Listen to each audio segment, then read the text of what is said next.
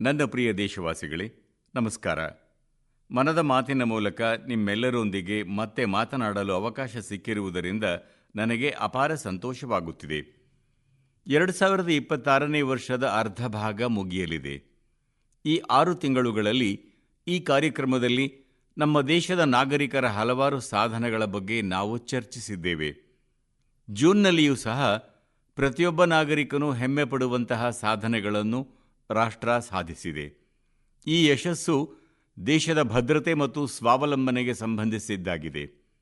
ಇತ್ತೀಚೆಗೆ ನನಗೆ ಕೋಲ್ಕತ್ತಾದಲ್ಲಿ ನೌಕಾಪಡೆಯ ಕಾರ್ಯಕ್ರಮವೊಂದರಲ್ಲಿ ಭಾಗವಹಿಸಲು ಅವಕಾಶ ಸಿಕ್ಕಿತು.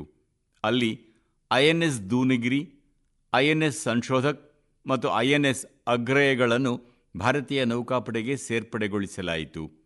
ವಿನ್ಯಾಸದಿಂದ ಹಿಡಿದು ಈ ಹಡಗುಗಳ ತಯಾರಿಕೆಯವರೆಗೆ ಎಲ್ಲವೂ ಸ್ವದೇಶದಲ್ಲೇ ಸಿದ್ಧಪಡಿಸಲಾಗಿದೆ. ಸ್ನೇಹಿತರೆ, ಜೂನ್ ತಿಂಗಳಲ್ಲೇ ವಿಮಾನಯಾನ ಕ್ಷೇತ್ರದಲ್ಲಿಯೂ ದೇಶ ಒಂದು ಮಹತ್ವದ ಸಾಧನೆ ದಾಖಲಿಸಿದೆ. C-295 ವಿಮಾನ ಭಾರತದಲ್ಲೇ ನಿರ್ಮಾಣಗೊಂಡಿದ್ದು ತನ್ನ ಮೊದಲ ಹಾರಾಟವನ್ನು ಯಶಸ್ವಿಯಾಗಿ ಪೂರ್ಣಗೊಳಿಸಿದೆ. ಅಲ್ಲದೆ ಇಂತಹ 40 C-295 ವಿಮಾನಗಳನ್ನು ಭಾರತದಲ್ಲೇ ನಿರ್ಮಿಸಲಾಗುತ್ತಿದೆ. ಇದರಿಂದ ಎಂಎಸ್ಎಂಇ ಮತ್ತು ಏರೋಸ್ಪೇಸ್ ಕ್ಷೇತ್ರಕ್ಕೆ ಹೊಸ ಉತ್ತೇಜನ ದೊರೆಯುತ್ತಿದೆ. ಜೊತೆಗೆ ಉದ್ಯೋಗಾವಕಾಶಗಳು ಹೆಚ್ಚುತ್ತಿವೆ. ಸ್ವಾವಲಂಬಿ ಭಾರತದ ಸಂಕಲ್ಪವು ಮತ್ತಷ್ಟು ಬಲಗೊಳ್ಳುತ್ತಿದೆ. ಇದೇ ತಿಂಗಳಲ್ಲಿ DRDO ಸ್ಥಳೀಯವಾಗಿ long range land attack cruise ಮಿಸೈಲ್ನ ಯಶಸ್ವಿ ಪರೀಕ್ಷೆಯನ್ನೂ ನಡೆಸಿದೆ. ಈ ಕ್ಷಿಪಣಿಯನ್ನು DRDOದ ಪ್ರಯೋಗಾಲಯಗಳು ಮತ್ತು ಭಾರತೀಯ ಕೈಗಾರಿಕಾ ಪಾಲುದಾರರು ಜಂಟಿಯಾಗಿ ಅಭಿವೃದ್ಧಿಪಡಿಸಿದ್ದಾರೆ. ಅಂದರೆ ಸಮುದ್ರದಿಂದ ಹಿಡಿದು ಆಕಾಶದವರೆಗೆ ನಮ್ಮ ಭಾರತ ಅಧಿಕ ಸುರಕ್ಷಿತ ಮತ್ತು ಆತ್ಮನಿರ್ಭರವಾಗುತ್ತಿದೆ. ಸ್ನೇಹಿತರೆ, ಜೂನ್ ತಿಂಗಳಲ್ಲಿ ಭಾರತದ ಪ್ರಯತ್ನದಿಂದ ಇಡೀ ವಿಶ್ವವನ್ನು ಒಗ್ಗೂಡಿಸಿದ ಮತ್ತೊಂದು ಮಹತ್ವದ ಕಾರ್ಯವೂ ನಡೆಯಿತು. ಅದೇ ಅಂತಾರಾಷ್ಟ್ರೀಯ ಯೋಗ ದಿನಾಚರಣೆ. ಈ ಬಾರಿ ವಿಶ್ವದ 2500ಕ್ಕೂ ಹೆಚ್ಚು ಸ್ಥಳಗಳಲ್ಲಿ ಯೋಗಕ್ಕೆ ಸಂಬಂಧಿಸಿದ ವಿವಿಧ ಕಾರ್ಯಕ್ರಮಗಳನ್ನು ಆಯೋಜಿಸಲಾಯಿತು. ನಮ್ಮ ದೇಶದಲ್ಲಿಯೂ ಕೋಟ್ಯಂತರ ಜನರು ವಿವಿಧ ಸ್ಥಳಗಳಲ್ಲಿ ನಡೆದ ಯೋಗ ಕಾರ್ಯಕ್ರಮಗಳಲ್ಲಿ ಉತ್ಸಾಹದಿಂದ ಭಾಗವಹಿಸಿದರು. ಇದೇ ತಿಂಗಳಲ್ಲಿ ಅಹಮದಾಬಾದ್ನಲ್ಲಿ ಆಯೋಜಿಸಲಾದ ವಿಶ್ವ ಯೋಗಾಸನ ಚಾಂಪಿಯನ್ಶಿಪ್ ಕೂಡ ವ್ಯಾಪಕ ಗಮನ ಸೆಳೆಯಿತು. ಈ ಸ್ಪರ್ಧೆಯಲ್ಲಿ ಭಾರತ ಒಟ್ಟು 102 ಚಿನ್ನದ ಪದಕಗಳು ಸೇರಿದಂತೆ 114 ಪದಕಗಳನ್ನು ತನ್ನದಾಗಿಸಿಕೊಂಡಿದೆ. ಈ ಚಾಂಪಿಯನ್ಶಿಪ್ನ ಪದಕ ಪಟ್ಟಿಯಲ್ಲಿ ಭಾರತ ಪ್ರಥಮ ಸ್ಥಾನದಲ್ಲಿದೆ. ಈ ಅದ್ಭುತ ಸಾಧನೆ ಮಾಡಿದ ಎಲ್ಲ ವಿಜೇತ ಕ್ರೀಡಾಪಟುಗಳಿಗೆ ನಾನು ಹೃತ್ಪೂರ್ವಕ ಅಭಿನಂದನೆಗಳನ್ನು ಸಲ್ಲಿಸುತ್ತೇನೆ. ಸ್ನೇಹಿತರೆ, ಯಾವುದೇ ರಾಷ್ಟ್ರದ ನಿಜವಾದ ಶಕ್ತಿ ಅದರ ಜನತೆಯಲ್ಲಡಗಿದೆ. ಒಂದು ದೇಶದ ಜನರು ಒಗ್ಗಟ್ಟಿನಿಂದ ಯಾವುದಾದರೂ ಸಂಕಲ್ಪಗೈದಾಗ ಅವರನ್ನು ತಮ್ಮ ಗುರಿಯಿಂದ ವಿಚಲಿತರನ್ನಾಗಿಸಲು ಯಾವ ಶಕ್ತಿಗೂ ಸಾಧ್ಯವಿಲ್ಲ. ರಾಷ್ಟ್ರ ನಿರ್ಮಾಣದಲ್ಲಿ ಜನರ ಸಹಭಾಗಿತ್ವದ ಶಕ್ತಿಯೇ ಭಾರತದ ಅತ್ಯಂತ ಅಮೂಲ್ಯ ಸಂಪತ್ತು. ಈ ಜನರ ಸಹಭಾಗಿತ್ವದ ಸಾಮರ್ಥ್ಯ ಎಂಥದ್ದು ಎಂಬುದು ಪದೇ ಪದೇ ನಮಗೆ ಅನುಭವಕ್ಕೆ ಬರುತ್ತಿದೆ. ಸ್ನೇಹಿತರೆ, ಪಶ್ಚಿಮ ಏಷ್ಯಾದಲ್ಲಿ ಉಂಟಾಗಿರುವ ಯುದ್ಧ ಪರಿಸ್ಥಿತಿಯನ್ನು ಗಮನದಲ್ಲಿಟ್ಟುಕೊಂಡು ನಾನು ದೇಶದ ಜನತೆಗೆ ಕೆಲ ಮನವಿಗಳನ್ನು ಮಾಡಿದ್ದೆ. ಸಾಧ್ಯವಾದಷ್ಟು ಸ್ವಲ್ಪ ಕಾಲದವರೆಗೆ ಚಿನ್ನ ಖರೀದಿಸದೇ ಇರುವಂತೆ ಕೇಳಿಕೊಂಡಿದ್ದೆ. ಹಾಗೆಯೇ ವಿದೇಶ ಪ್ರವಾಸಗಳಿಂದ ದೂರ ಇರುವಂತೆ ವಿನಂತಿಸಿದ್ದೆ. ಕಾರ್ ಪೂಲಿಂಗ್ಗೆ ಮುಂದಾಗುವಂತೆ ಆಗ್ರಹಿಸಿದ್ದೆ. ರೈತರಿಗೆ ರಾಸಾಯನಿಕ ಮುಕ್ತ ಕೃಷಿಯನ್ನು ಅಳವಡಿಸಿಕೊಳ್ಳಲು, ಭೂಮಿಯ ಫಲವತ್ತತೆಯನ್ನು ಕಾಪಾಡಲು ಹಾಗೂ ಸಾಧ್ಯವಾದಷ್ಟು ನೈಸರ್ಗಿಕ ಗೊಬ್ಬರಗಳ ಬಳಕೆಯನ್ನು ಹೆಚ್ಚಿಸಲು ಮನವಿ ಮಾಡಿದ್ದೆ. ಸ್ನೇಹಿತರೆ, ನನ್ನ ಈ ಮನವಿಗೆ ದೇಶದ ಪ್ರತಿಯೊಬ್ಬ ನಾಗರಿಕರೂ ಬೆಂಬಲಿಸುವುದು ಮಾತ್ರವಲ್ಲ, ಅವುಗಳನ್ನು ಅನುಷ್ಠಾನಗೊಳಿಸಲು ತಮ್ಮದೇ ಆದ ರೀತಿಯಲ್ಲಿ ಸಹಕಾರ ನೀಡುತ್ತಿರುವುದಕ್ಕಾಗಿ ನಾನು ಅನಂತ ಕೃತಜ್ಞತೆ ಸಲ್ಲಿಸುತ್ತೇನೆ. ಹಲವಾರು ಕುಟುಂಬಗಳು ತಮ್ಮ ಅನುಭವಗಳನ್ನು ಸಂದೇಶದ ಮೂಲಕ ನನ್ನೊಂದಿಗೆ ಹಂಚಿಕೊಂಡಿವೆ. ಈ ಬಾರಿ ಮನೆಯ ಮದುವೆ ಸಮಾರಂಭಗಳಿಗೆ ಚಿನ್ನವನ್ನು ಖರೀದಿಸದೇ ಇರುವಂತೆ ಅನೇಕ ಕುಟುಂಬಗಳು ನಿರ್ಧರಿಸಿವೆ. ಅಗತ್ಯವಿದ್ದಲ್ಲಿ ಈಗಾಗಲೇ ಇರುವ ಹಳೆಯ ಚಿನ್ನವನ್ನು ಮರುಬಳಕೆ ಮಾಡಿ ಹೊಸ ಆಭರಣಗಳನ್ನು ತಯಾರಿಸಿಕೊಳ್ಳುವುದಾಗಿ ತಿಳಿಸಿದ್ದಾರೆ. ಅದೇ ರೀತಿ ಈ ಬಾರಿ ತಮ್ಮ ವಿದೇಶ ಪ್ರವಾಸವನ್ನು ಹೇಗೆ ಮುಂದೂಡಲಾಯಿತು ಎಂದು ಅನೇಕರು ಸಾಮಾಜಿಕ ಮಾಧ್ಯಮಗಳಲ್ಲಿ ಹಂಚಿಕೊಂಡಿದ್ದಾರೆ. ಸ್ನೇಹಿತರೆ, ಕಾರ್ ಪೂಲಿಂಗ್ಗೆ ಸಂಬಂಧಿಸಿದಂತೆಯೂ ಅನೇಕರು ತಮ್ಮ ಅನುಭವಗಳನ್ನು ಹಂಚಿಕೊಂಡಿದ್ದಾರೆ. ಪ್ರತಿದಿನ ಒಂದೇ ದಿಕ್ಕಿನಲ್ಲಿ ತಮ್ಮ ವಾಹನಗಳಲ್ಲಿ ಪ್ರಯಾಣಿಸುತ್ತಿದ್ದವರೆಲ್ಲ ಈಗ ಒಗ್ಗೂಡಿ ಪ್ರಯಾಣಿಸಲು ಆರಂಭಿಸಿದ್ದಾರೆ. ಅದೇ ರೀತಿ ಸಾಧ್ಯವಾದಷ್ಟು ಜನರು ಹೆಚ್ಚು ಬಸ್ ಮತ್ತು ಮೆಟ್ರೋ ಸೇವೆಗಳನ್ನು ಬಳಸುತ್ತಿದ್ದಾರೆ. ಇದರಿಂದ ಪೆಟ್ರೋಲ್ ಮತ್ತು ಡೀಸೆಲ್ನ ಬಳಕೆ ಗಣನೀಯವಾಗಿ ಕಡಿಮೆಯಾಗುತ್ತಿದೆ.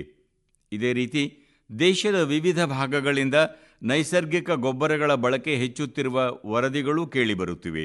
ಸ್ನೇಹಿತರೆ, ಈ ಜಾಗತಿಕ ಸಂಕಷ್ಟದ ಸಂದರ್ಭದಲ್ಲಿ ಭಾರತೀಯರೆಲ್ಲರೂ ಒಗ್ಗಟ್ಟಿನಿಂದ ಸವಾಲನ್ನು ಎದುರಿಸುತ್ತಿರುವುದು ನನಗೆ ಸಂತೋಷದಾಯಕ ವಿಷಯವಾಗಿದೆ. ಜನರ ಸಹಭಾಗಿತ್ವದ ಇದೇ ಶಕ್ತಿ ನಮ್ಮನ್ನು ಸಬಲಗೊಳಿಸಲಿದೆ ಮತ್ತು ಯಶಸ್ಸಿನತ್ತ ಕೊಂಡೊಯ್ಯುತ್ತದೆ ಎಂಬ ವಿಶ್ವಾಸ ನನಗಿದೆ.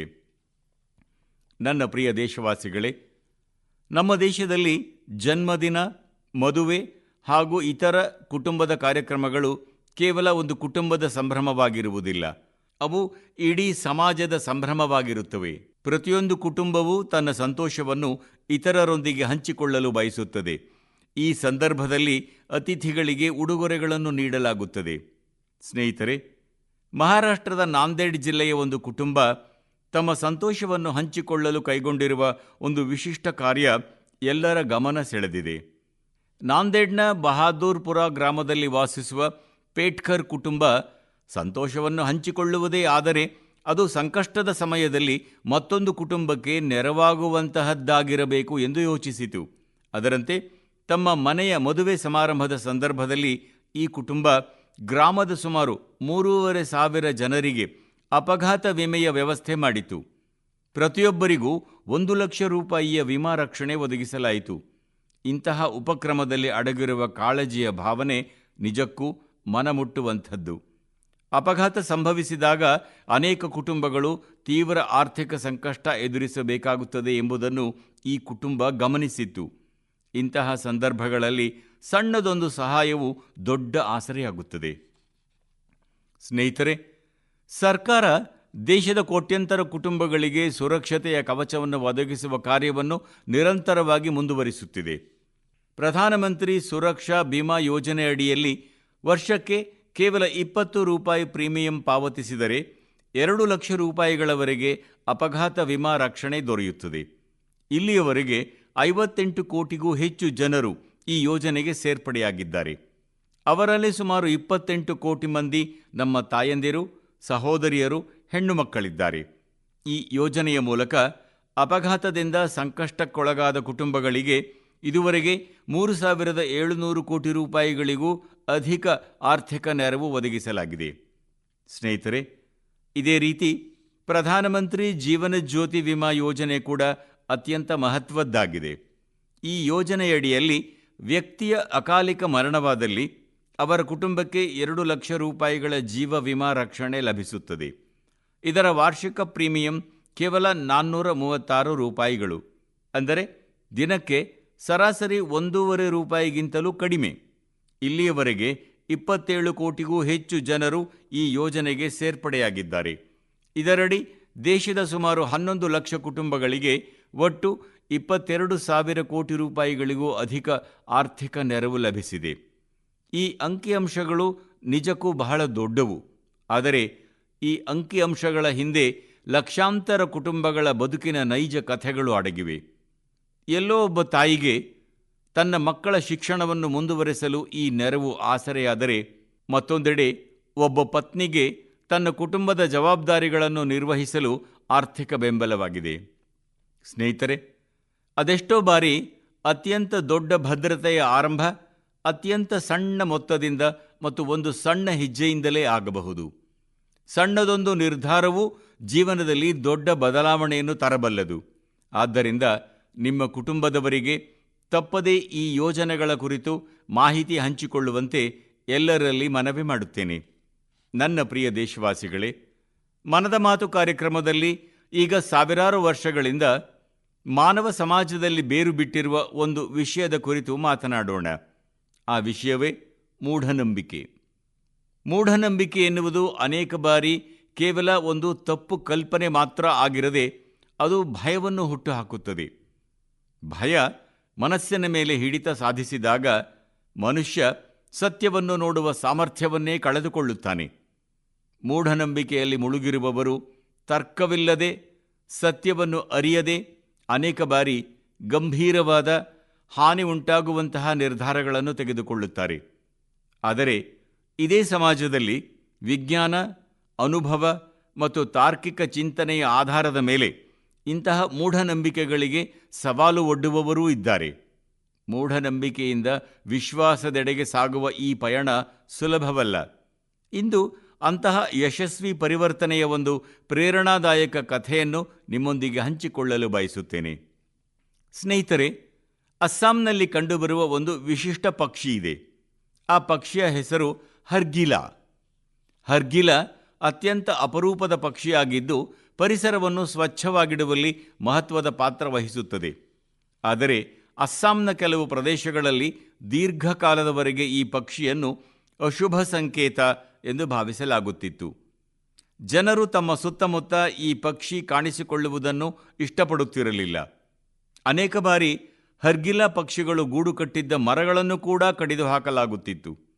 ಯೋಚಿಸಿ, ಯಾವ ಪಕ್ಷಿ ಪರಿಸರವನ್ನು ಸ್ವಚ್ಛವಾಗಿಡಲು ನೆರವಾಗುವುದೋ ಅದೇ ಜನರ ಮೂಢನಂಬಿಕೆ ಮತ್ತು ಭಯಕ್ಕೆ ತುತ್ತಾಗಿತ್ತು. ಇಂತಹ ಸಂದರ್ಭದಲ್ಲಿ ಜೀವಶಾಸ್ತ್ರಜ್ಞೆ ಪೂರ್ಣಿಮಾ ದೇವಿ ಬರ್ಮನ್ ಈ ಪರಿಸ್ಥಿತಿಯನ್ನು ಗಮನಿಸಿದರು. ಜನರ ಮನಸ್ಸಿನಲ್ಲಿ ಬೇರೂರಿದ್ದ ಈ ತಪ್ಪು ಕಲ್ಪನೆಯನ್ನು ಬದಲಾಯಿಸುವ ಸಂಕಲ್ಪಗೈದರು.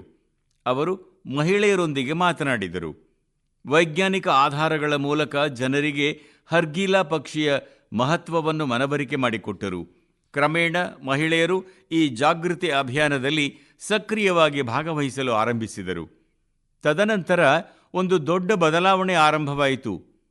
ಒಂದೊಮ್ಮೆ ಅಶುಭವೆಂದು ಭಾವಿಸಲಾಗುತ್ತಿದ್ದ ಅದೇ ಹರ್ಗಿಲ ಪಕ್ಷಿ ಕ್ರಮೇಣ ಗ್ರಾಮಗಳ ಹೆಮ್ಮೆಯ ಪ್ರತೀಕವಾಗಿ ಮಾರ್ಪಟ್ಟಿತು. ಸಾವಿರಾರು ಗ್ರಾಮೀಣ ಮಹಿಳೆಯರು ಹರ್ಗಿಲ ಸಂರಕ್ಷಣೆಗೆ ಮುಂದಾದರು.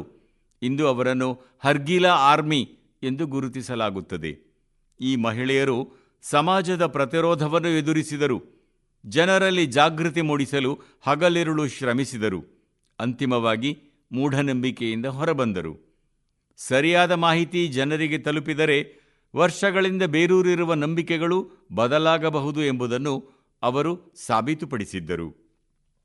ಸ್ನೇಹಿತರೆ, ಆಟ ಆಡುವವನು ಸಾಧಿಸುತ್ತಾನೆ ಎಂದು ನಾನು ಆಗಾಗ ಹೇಳುತ್ತಲೇ ಇರುತ್ತೇನೆ.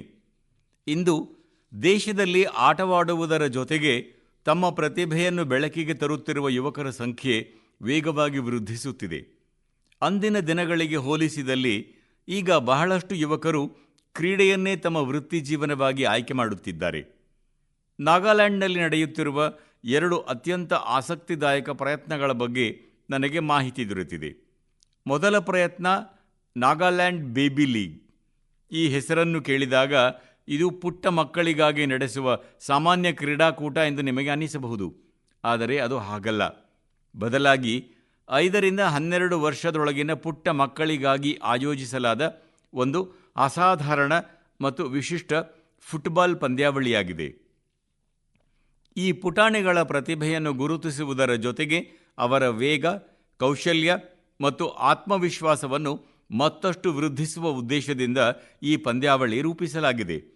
ನಾಗಾಲ್ಯಾಂಡ್ನ ಹೆಚ್ಚು ಹೆಚ್ಚು ಮಕ್ಕಳನ್ನು ಫುಟ್ಬಾಲ್ ಕ್ರೀಡೆಗೆ ಆಕರ್ಷಿಸುವ ಉದ್ದೇಶದಿಂದ ಈ ಲೀಗ್ ಆರಂಭವಾಗಿತ್ತು.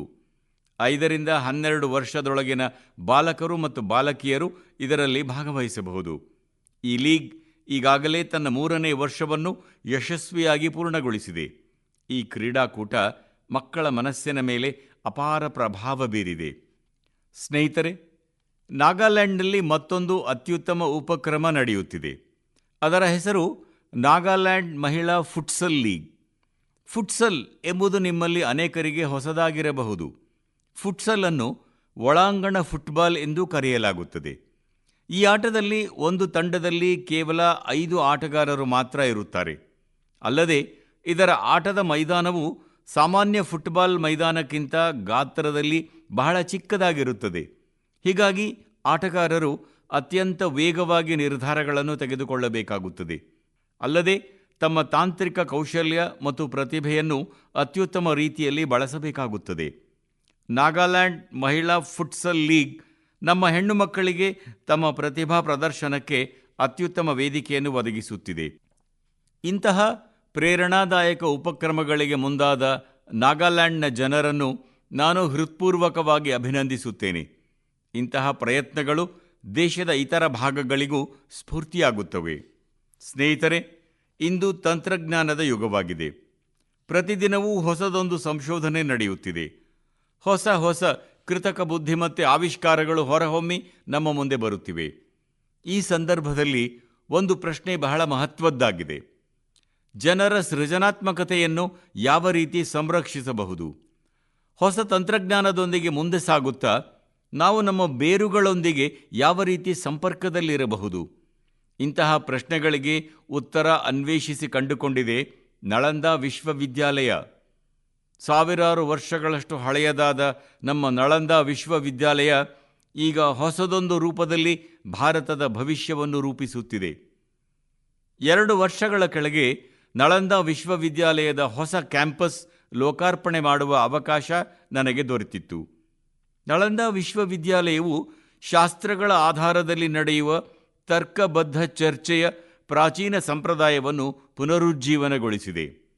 ಚರ್ಚೆ ಎಂದರೆ ಕೇವಲ ಒಬ್ಬರ ಅಭಿಪ್ರಾಯಗಳನ್ನು ವ್ಯಕ್ತಪಡಿಸುವ ಮಾಧ್ಯಮವಲ್ಲ. ಇದು ಚರ್ಚೆ ಮತ್ತು ವಿವೇಚನೆಯ ಶಿಸ್ತುಬದ್ಧ ಪ್ರಕ್ರಿಯೆಯಾಗಿದೆ. ಇದಕ್ಕೆ ನಿಮ್ಮ ಅಭಿಪ್ರಾಯಗಳನ್ನು ತರ್ಕ ಮತ್ತು ಸತ್ಯಗಳೊಂದಿಗೆ ಪ್ರಸ್ತುತಪಡಿಸುವ ಅಗತ್ಯವಿದೆ ಮತ್ತು ನೀವು ಅದರಲ್ಲಿ ಪರಿಣತಿ ಹೊಂದಿರಬೇಕು. ಇತರರ ಅಭಿಪ್ರಾಯಗಳನ್ನು ತಾಳ್ಮೆಯಿಂದ ಕೇಳಿಸಿಕೊಳ್ಳಲು ಮತ್ತು ಅರ್ಥ ಮಾಡಿಕೊಳ್ಳುವುದನ್ನು ಈ ಪ್ರಕ್ರಿಯೆ ನಮಗೆ ಕಲಿಸುತ್ತದೆ. ನಳಂದಾ ವಿಶ್ವವಿದ್ಯಾಲಯ ತನ್ನ ಘಟಿಕೋತ್ಸವದ ಭಾಗವಾಗಿ ಇದನ್ನು ಸೇರಿಸಿಕೊಂಡಿರುವುದು ನನಗೆ ಸಂತೋಷ ತಂದಿದೆ. ಇದರಲ್ಲಿ ಭಾಗವಹಿಸುವ ಸುಮಾರು ಅರ್ಧದಷ್ಟು ವಿದ್ಯಾರ್ಥಿಗಳು ಇತರ ದೇಶಗಳಿಂದ ಬಂದವರಾಗಿದ್ದಾರೆ. ಪ್ರಾಚೀನ ಸಂಪ್ರದಾಯವನ್ನು ಆಧುನಿಕ ಕಾಲದೊಂದಿಗೆ ಸಂಪರ್ಕಿಸುವ ಈ ಪ್ರಯತ್ನ ತುಂಬ ಶ್ಲಾಘನೀಯ. ಇದಕ್ಕಾಗಿ ನಾನು ನಳಂದಾ ವಿಶ್ವವಿದ್ಯಾಲಯವನ್ನು ಅಭಿನಂದಿಸುತ್ತೇನೆ. ಇಂತಹ ಉಪಕ್ರಮಗಳನ್ನು ಆರಂಭಿಸುವ ಕುರಿತಂತೆ ಚಿಂತನೆ ನಡೆಸಲು ಪರಿಗಣಿಸಬೇಕೆಂದು ನಾನು ಇತರ ವಿಶ್ವವಿದ್ಯಾಲಯಗಳಲ್ಲಿ ಮನವಿ ಮಾಡುತ್ತೇನೆ. ಸ್ನೇಹಿತರೆ, ಯುವಜನತೆಯನ್ನು ತಮ್ಮ ಬೇರುಗಳೊಂದಿಗೆ ಸಂಪರ್ಕದಲ್ಲಿಟ್ಟುಕೊಂಡು ಹೊಸ ತಂತ್ರಜ್ಞಾನಗಳಿಗೆ ಸಿದ್ಧಪಡಿಸಲು ಮತ್ತೊಂದು ಉತ್ತಮ ಪ್ರಯತ್ನ ನಡೆಯುತ್ತಿದೆ. ದೆಹಲಿಯಲ್ಲಿರುವ ಕೇಂದ್ರೀಯ ಸಂಸ್ಕೃತ ವಿಶ್ವವಿದ್ಯಾಲಯವು ಕೃತಕ ಬುದ್ಧಿಮತ್ತೆ ಮತ್ತು ದತ್ತಾಂಶ ವಿಜ್ಞಾನದಲ್ಲಿ ಬಿಟೆಕ್ ಕಾರ್ಯಕ್ರಮವನ್ನು ಪ್ರಾರಂಭಿಸುತ್ತಿದೆ. ಇದು ಆಧುನಿಕ ತಂತ್ರಜ್ಞಾನವನ್ನು ಭಾರತದ ಸಾಂಪ್ರದಾಯಿಕ ಜ್ಞಾನದೊಂದಿಗೆ ಸಂಯೋಜಿಸುವ ನಿಟ್ಟಿನಲ್ಲಿ ಒಂದು ಮಹತ್ವದ ಹೆಜ್ಜೆಯಾಗಿದೆ. ಇದರಿಂದ ಭಾರತೀಯ ಭಾಷೆಗಳಿಗಾಗಿ ಹೊಸ ಕೃತಕ ಬುದ್ಧಿಮತ್ತೆ ಸಾಧನಗಳನ್ನು ತಯಾರಿಸುವುದಕ್ಕೆ ನೆರವು ದೊರೆಯುತ್ತದೆ. ನಮ್ಮ ಪುರಾತನ ಗ್ರಂಥಗಳು ಮತ್ತು ಹಸ್ತಪ್ರತಿಗಳ ಡಿಜಿಟಲ್ ಸಂರಕ್ಷಣೆಯ ಕಾರ್ಯಕ್ಕೆ ಕೂಡ ಹೊಸ ವೇಗ ದೊರೆಯುತ್ತದೆ. ಕೇಂದ್ರೀಯ ಸಂಸ್ಕೃತ ವಿಶ್ವವಿದ್ಯಾಲಯವನ್ನು ಈ ರೀತಿಯ ಪ್ರಯತ್ನಗಳಿಗಾಗಿ ಅಭಿನಂದಿಸುತ್ತೇನೆ. ಸ್ನೇಹಿತರೆ, ಇಂದು ಭಾರತೀಯ ಸಂಸ್ಕೃತಿ ವಿಶ್ವದ ಬೇರೆ ಬೇರೆ ಭಾಗಗಳವರೆಗೂ ತಲುಪುತ್ತಿದೆ. ನಮ್ಮ ಹಾಡುಗಳು, ಸಂಗೀತ ಮತ್ತು ಆಧ್ಯಾತ್ಮಿಕತೆಯನ್ನು ಪ್ರಪಂಚದಾದ್ಯಂತ ಜನರು ಅರಿಯುತ್ತಿದ್ದಾರೆ ಮತ್ತು ಕಲಿಯುತ್ತಿದ್ದಾರೆ. ಭಾರತದಿಂದ ಸಾವಿರಾರು ಕಿಲೋಮೀಟರ್ ದೂರದಲ್ಲಿರುವ ಕೆರಿಬಿಯನ್ ಸಾಗರದಲ್ಲಿ ಡೊಮಿನಿಕನ್ ರಿಪಬ್ಲಿಕ್ ಎಂಬ ಹೆಸರಿನ ದೇಶವೊಂದಿದೆ. ಅಲ್ಲಿ ಭಾರತೀಯರ ಜನಸಂಖ್ಯೆ ಸುಮಾರು 100 ಇರಬಹುದು ಅಥವಾ ಅದಕ್ಕಿಂತ ಕಡಿಮೆಯೂ ಇರಬಹುದು. ಆದಾಗ್ಯೂ ಭಾರತದ ಸಂಸ್ಕೃತಿ ಮತ್ತು ಆಧ್ಯಾತ್ಮಿಕತೆಗೆ ಸಂಬಂಧಿಸಿದಂತೆ ಉತ್ತಮ ಪ್ರಯತ್ನವೊಂದು ಅಲ್ಲಿ ನಡೆಯುತ್ತಿದೆ. ಅಲ್ಲಿ ಸ್ಪ್ಯಾನಿಷ್ ಭಾಷೆ ಮಾತನಾಡುವ ಕೆಲವರು ಒಂದು ತಂಡ ರಚಿಸಿದ್ದಾರೆ. ಈ ತಂಡದ ಹೆಸರು ಬ್ರಹ್ಮಕಮಲ್ ಡೊಮಿನಿಕಾನಾ ಎಂಬುದಾಗಿದೆ. ತಂಡದ ಸದಸ್ಯರು ಒಗ್ಗಟ್ಟಾಗಿ ವೈದಿಕ ಸಾಹಿತ್ಯದ ಅಧ್ಯಯನ ಮಾಡುತ್ತಾರೆ. ಅವರು ವೈದಿಕ ಮಂತ್ರಗಳ ಉಚ್ಚಾರಣೆ ಕೂಡ ಕಲಿಯುತ್ತಿದ್ದಾರೆ. ಅವರಿಗೆ ಈ ಕುರಿತಂತೆ ಯಾವುದೇ ವಿಧ್ಯುಕ್ತ ತರಬೇತಿ ಕೂಡ ದೊರೆತಿಲ್ಲ. ಆದರೆ ಅವರು ಆಡಿಯೋ ರೆಕಾರ್ಡಿಂಗ್ಗಳನ್ನು ಕೇಳಿಸಿಕೊಂಡು ವೈದಿಕ ಮಂತ್ರಗಳ ಸರಿಯಾದ ಉಚ್ಚಾರಣೆಯನ್ನು ಕಲಿತಿದ್ದಾರೆ. ಅವರು ಇಂದು ಅನೇಕ ಮಂತ್ರಗಳನ್ನು ಪಠಿಸಲು ಕಲಿತಿದ್ದಾರೆ. ಇದರಲ್ಲಿ ಪುರುಷ ಸೂಕ್ತ, ಶ್ರೀ ಸೂಕ್ತ, ಶ್ರೀರುದ್ರ, ದುರ್ಗಾ ಸೂಕ್ತ ಮತ್ತು ದೇವಿ ಮಹಾತ್ಮೆ ಕೂಡ ಸೇರಿವೆ. ಭಾರತದಿಂದ ಇಷ್ಟು ದೂರದಲ್ಲಿ ವಾಸಿಸುತ್ತಿದ್ದರೂ ನಮ್ಮ ಪರಂಪರೆಯನ್ನು ಕಲಿಯಬೇಕೆನ್ನುವ ಅವರ ಪ್ರಯತ್ನ ಬಹಳ ಸ್ಫೂರ್ತಿದಾಯಕವಾಗಿದೆ. ನಾನು ಬ್ರಹ್ಮಕಮಲ್ ಡೊಮಿನಿಕಾನ ಅಲ್ಲಿನ ಎಲ್ಲ ಸದಸ್ಯರಿಗೂ ಅವರ ಈ ಪ್ರಯತ್ನಗಳಿಗೆ ಅಭಿನಂದಿಸುತ್ತೇನೆ. ಭಾರತದ ಸಂಸ್ಕೃತಿಯನ್ನು ವಿಶ್ವಾದ್ಯಂತ ಜನಪ್ರಿಯಗೊಳಿಸಲು ನಿರಂತರವಾಗಿ ಪ್ರಯತ್ನಿಸುತ್ತಿರುವ ಎಲ್ಲರನ್ನೂ ಹೃದಯಪೂರ್ವಕವಾಗಿ ಪ್ರಶಂಸಿಸುತ್ತೇನೆ. ನನ್ನ ಪ್ರೀತಿಯ ದೇಶವಾಸಿಗಳೇ, ಮೇಘಾಲಯವು ಮೋಡಗಳು ಮತ್ತು ಸುಂದರವಾದ ದೃಶ್ಯಾವಳಿಗಳಿಗೆ ಹೆಸರುವಾಸಿಯಾಗಿದೆ. ಮೇಘಾಲಯಕ್ಕೆ ಭೇಟಿ ನೀಡುವ ಯಾರೇ ಆದರೂ ಅಲ್ಲಿನ ಜನರ ಆತ್ಮೀಯತೆ ಮತ್ತು ಸ್ನೇಹಶೀಲ ಮನಸ್ಸನ್ನು ದೀರ್ಘಕಾಲದವರೆಗೆ ನೆನಪಿಸಿಕೊಳ್ಳುತ್ತಾರೆ. ಆದಾಗ್ಯೂ ಮೇಘಾಲಯ ಮತ್ತೊಂದು ವಿಶೇಷ ಗುಣವನ್ನು ಹೊಂದಿದ್ದು, ಅದರ ಬಗ್ಗೆ ನಾನು ಇಂದು ಮನ್ ಕಿ ಬಾತ್ನಲ್ಲಿ ನಿಮ್ಮೊಂದಿಗೆ ಮಾತನಾಡಲು ಬಯಸುತ್ತೇನೆ. ಅದೆಂದರೆ ಮೇಘಾಲಯದ ರೂಟ್ ಬ್ರಿಡ್ಜ್, ಅಂದರೆ ಬೇರು ಸೇತುವೆ. ರೂಟ್ ಎಂದರೆ ರಸ್ತೆಯಲ್ಲ, ಬೇರು ಎಂದರ್ಥ. ಈ ಬೇರು ಸೇತುವೆಗಳ ಕತೆ ಬಹಳ ಆಕರ್ಷಣೀಯವಾಗಿದೆ. ಈ ಸೇತುವೆ ಕೆಲವು ದಿನಗಳಲ್ಲಿ ಅಥವಾ ಕೆಲವು ವರ್ಷಗಳಲ್ಲಿ ಸಿದ್ಧವಾಗುವುದಿಲ್ಲ. ಇವು ಸಿದ್ಧವಾಗಲು ಹಲವು ದಶಕಗಳೇ ಹಿಡಿಯುತ್ತವೆ. ರಬ್ಬರ್ ಮರಗಳ ಬೇರುಗಳಿಗೆ ಕ್ರಮೇಣ ಒಂದು ಮಾರ್ಗ ನೀಡಲಾಗುತ್ತದೆ. ಈ ಬೇರುಗಳನ್ನು ನೀರಿನ ಹೊಳೆಗಳ ಮೂಲಕ ದಾಟಿಸಲಾಗುತ್ತದೆ. ಕಾಲಕ್ರಮೇಣ ಇವೇ ಬೇರುಗಳು ಒಂದು ಬಲಿಷ್ಠ ಸೇತುವೆಯ ರೂಪ ತಾಳುತ್ತವೆ. ಈ ಸೇತುವೆಗಳ ಮತ್ತೊಂದು ವಿಶೇಷತೆಯೂ ಇದೆ. ಇದು ಜೀವಂತ ಸೇತುವೆಯಾಗಿದೆ. ಕಾಲ ಕಳೆದಂತೆ ಇವು ಬಲವಾಗುತ್ತಾ ಹೋಗುತ್ತವೆ. ಇದರಲ್ಲಿ ಮೇಘಾಲಯದ ಜನತೆಯ ಸೃಜನಶೀಲತೆ ಕಂಡುಬರುತ್ತದೆ. ಇದರ ಹಿಂದೆ ವರ್ಷಗಳ ಧೈರ್ಯ ಮತ್ತು ಪ್ರಕೃತಿಗೆ ಅವರು ನೀಡುವ ಆಳವಾದ ಗೌರವ ಅಡಗಿದೆ.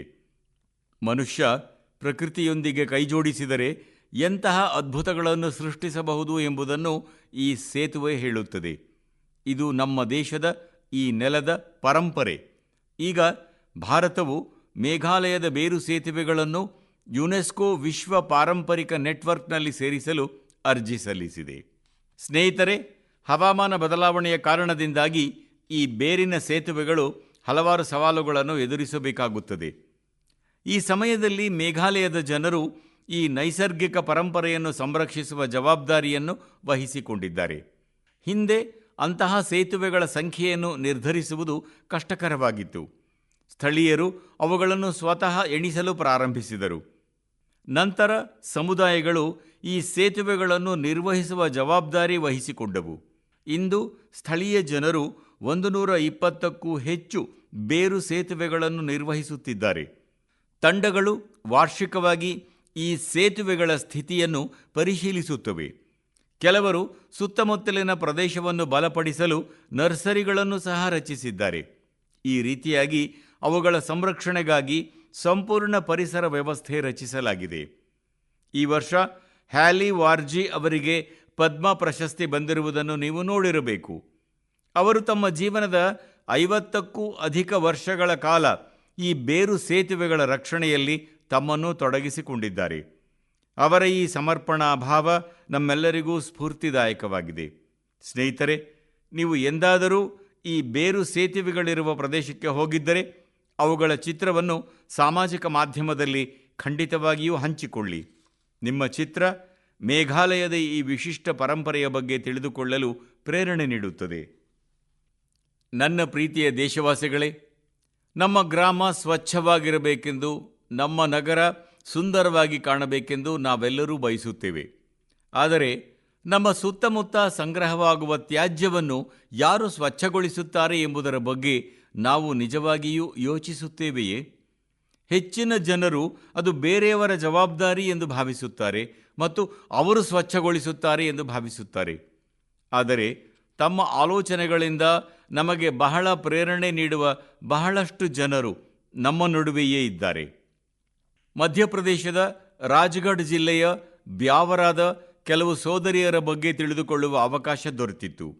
ಇವರು ತಮ್ಮ ಸುತ್ತಮುತ್ತ ಹರಡಿರುವ ಪ್ಲಾಸ್ಟಿಕ್ ತ್ಯಾಜ್ಯವನ್ನು ತೊಲಗಿಸುವ ಸಂಕಲ್ಪ ತೊಟ್ಟರು. ಬೇರೆ ಯಾರೋ ಬಂದು ಬದಲಾವಣೆ ತರುತ್ತಾರೆಂದು ಅವರು ಯೋಚಿಸಲಿಲ್ಲ. ಅವರು ಸ್ವತಃ ನಗರದ ಎಲ್ಲ ಕಡೆಗಳಿಂದ ಪ್ಲಾಸ್ಟಿಕ್ ತ್ಯಾಜ್ಯ ಮತ್ತು ಖಾಲಿ ಬಾಟಲಿಗಳನ್ನು ಸಂಗ್ರಹಿಸಲು ತೊಡಗಿದರು. ಕ್ರಮೇಣ ಈ ಪ್ರಯತ್ನ ಮುಂದುವರೆದು ನಂತರ ಪ್ಲಾಸ್ಟಿಕ್ ಅನ್ನು ಪರಿಸರ ಸ್ನೇಹಿ ಇಕೋಬ್ರಿಕ್ಸ್ ಇಟ್ಟಿಗೆಗಳಾಗಿ ಪರಿವರ್ತಿಸಲು ಪ್ರಾರಂಭಿಸಲಾಯಿತು. ಇಂದು ಈ ಪರಿಸರ ಇಟ್ಟಿಗೆಗಳನ್ನು ಸಾರ್ವಜನಿಕ ಸ್ಥಳಗಳನ್ನು ಸುಂದರಗೊಳಿಸಲು ಬಳಸಲಾಗುತ್ತಿದೆ. ರಾಜ್ಗಢದಲ್ಲಿ ಕಳೆದ ಕೆಲವು ತಿಂಗಳುಗಳಲ್ಲಿ 100 ಕಿಲೋಗ್ರಾಂಗಳಷ್ಟು ಪ್ಲಾಸ್ಟಿಕ್ ಅನ್ನು ಮರುಬಳಕೆ ಮಾಡಿ ಉತ್ತಮ ರೀತಿಯಲ್ಲಿ ಉಪಯೋಗಿಸಲಾಗಿದೆ. ಅಂದರೆ ಯಾವ ಪ್ಲಾಸ್ಟಿಕ್ ಈ ಮೊದಲು ನಗರದಲ್ಲಿ ಮಾಲಿನ್ಯವನ್ನು ಹರಡುತ್ತಿತ್ತೋ, ಇಂದು ಅವು ಈ ಸೋದರಿಯರ ಪ್ರಯತ್ನದಿಂದಾಗಿ ನಗರದ ಸೌಂದರ್ಯ ಹೆಚ್ಚಿಸಲು ಕೊಡುಗೆ ನೀಡುತ್ತಿದೆ. ಬ್ಯಾವರಾದ ಎಲ್ಲ ಸೋದರಿಯರನ್ನು ಮತ್ತು ಈ ಅಭಿಯಾನದಲ್ಲಿ ಕೈಜೋಡಿಸಿರುವ ಪ್ರತಿಯೊಬ್ಬರನ್ನೂ ಅಭಿನಂದಿಸುತ್ತೇನೆ. ನನ್ನ ಪ್ರೀತಿಯ ದೇಶಬಾಂಧವರೇ, ನನಗೆ ಹಲವರು ಪತ್ರ ಬರೆದು ಒಂದು ಪ್ರಮುಖ ವಿಷಯದ ಬಗ್ಗೆ ಮಾತನಾಡಬೇಕೆಂದು ಕೇಳಿದ್ದಾರೆ. ಅದು ಗಣೇಶೋತ್ಸವಕ್ಕೆ ಸಂಬಂಧಿಸಿದ ವಿಷಯವಾಗಿದೆ. ಹಾಗೆ ನೋಡಿದರೆ ಗಣೇಶೋತ್ಸವಕ್ಕೆ ಇನ್ನೂ ಸಾಕಷ್ಟು ಸಮಯವಿದೆ. ಆದರೂ ಜನರು ಈ ವಿಷಯದ ಬಗ್ಗೆ ಈಗಿನಿಂದಲೇ ಮಾತನಾಡಬೇಕೆಂದು ಮನವಿ ಮಾಡಿದ್ದಾರೆ. ವಾಸ್ತವದಲ್ಲಿ ಗಣೇಶ ಮೂರ್ತಿಗಳನ್ನು ತಯಾರಿಸುವ ಕೆಲಸ ಬಹಳ ಬೇಗನೆ ಪ್ರಾರಂಭವಾಗುತ್ತದೆ. ಮೂರ್ತಿ ತಯಾರಕರು ಮತ್ತು ಮೂರ್ತಿ ವ್ಯಾಪಾರದಲ್ಲಿ ತೊಡಗಿರುವವರು ಈಗಿನಿಂದಲೇ ಕಾರ್ಯಪ್ರವೃತ್ತರಾಗುತ್ತಾರೆ.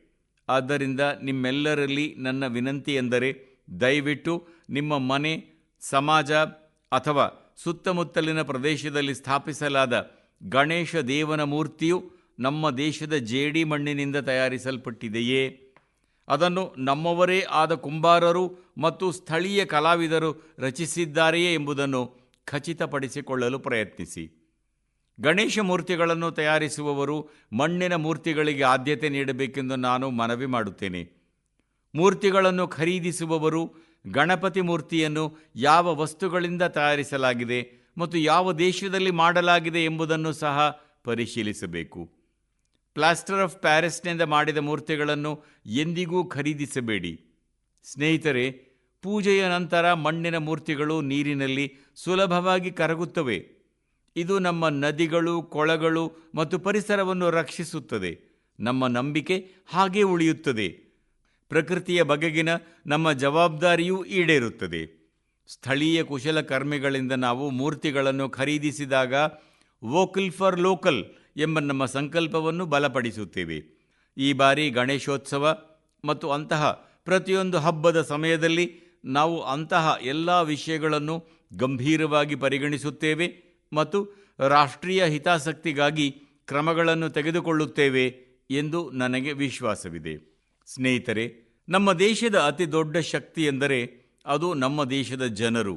ದೇಶದಲ್ಲಿ ನಡೆಯುತ್ತಿರುವ ಸಣ್ಣ ದೊಡ್ಡ ಪ್ರಯತ್ನಗಳು ನಮಗೆ ಬಹಳಷ್ಟನ್ನು ಕಲಿಸುತ್ತವೆ. ಮನಸ್ಸಿನಲ್ಲಿ ಸಂಕಲ್ಪವಿದ್ದರೆ ಮತ್ತು ಅದಕ್ಕೆ ಸಮಾಜ ಕೈಜೋಡಿಸಿದರೆ ಯಾವುದೇ ದೊಡ್ಡ ಬದಲಾವಣೆಯನ್ನು ತರಬಹುದು. ನಿಮ್ಮ ಸುತ್ತಮುತ್ತಲಿನ ಇಂತಹ ಪ್ರಯತ್ನಗಳ ಬಗ್ಗೆ ನನಗೆ ಖಂಡಿತವಾಗಿಯೂ ಬರೆದು ತಿಳಿಸುತ್ತೀರಿ. ನಿಮ್ಮ ಚಿಂತನೆಗಳು ಮತ್ತು ಸಲಹೆ ಸೂಚನೆಗಳನ್ನು ನನಗೆ ಕಳುಹಿಸುತ್ತೀರಿ. ನಿಮ್ಮ ಸುತ್ತಮುತ್ತಲಿನ ಯಾವುದೇ ಚಿಕ್ಕ ಉಪಕ್ರಮ ಕೂಡ ಇಡೀ ದೇಶಕ್ಕೆ ಸ್ಫೂರ್ತಿಯಾಗಬಹುದು. ಮುಂದಿನ ತಿಂಗಳು ನಾವು ಪುನಃ ಭೇಟಿಯಾಗೋಣ. ದೇಶಬಾಂಧವರ ಇಂತಹ ಹೊಸ ಪ್ರಯತ್ನಗಳ ಬಗ್ಗೆ ಮಾತನಾಡೋಣ. ಅಲ್ಲಿಯವರೆಗೆ ನಿಮ್ಮ ಮತ್ತು ನಿಮ್ಮ ಕುಟುಂಬದವರ ಕಾಳಜಿ ವಹಿಸಿ. ಮತ್ತು ಇನ್ನೊಂದು ವಿಷಯ, ನೀರಿನ ಸಂರಕ್ಷಣೆಯನ್ನಂತೂ ಮಾಡಲೇಬೇಕು. ಮಳೆಯ ಪ್ರತಿಯೊಂದು ಹನಿಯನ್ನೂ ನಾವು ಉಳಿಸಲೇಬೇಕು. ಕ್ಯಾಚ್ ದ ರೈನ್ ಈ ಅಭಿಯಾನ ಸ್ವಲ್ಪ ಕೂಡ ಸಡಿಲವಾಗಲು ಬಿಡಬಾರದು. ನಿಮ್ಮಲ್ಲಿ ನನ್ನ ವಿಶೇಷ ಮನವಿ ಎಂದರೆ, ನಾವೆಲ್ಲರೂ ಸೇರಿ ಮಳೆಯ ಹನಿ ಹನಿ ನೀರನ್ನು ಸಂರಕ್ಷಿಸೋಣ. ಅನಂತಾನಂತ ಧನ್ಯವಾದಗಳು. ನಮಸ್ಕಾರ.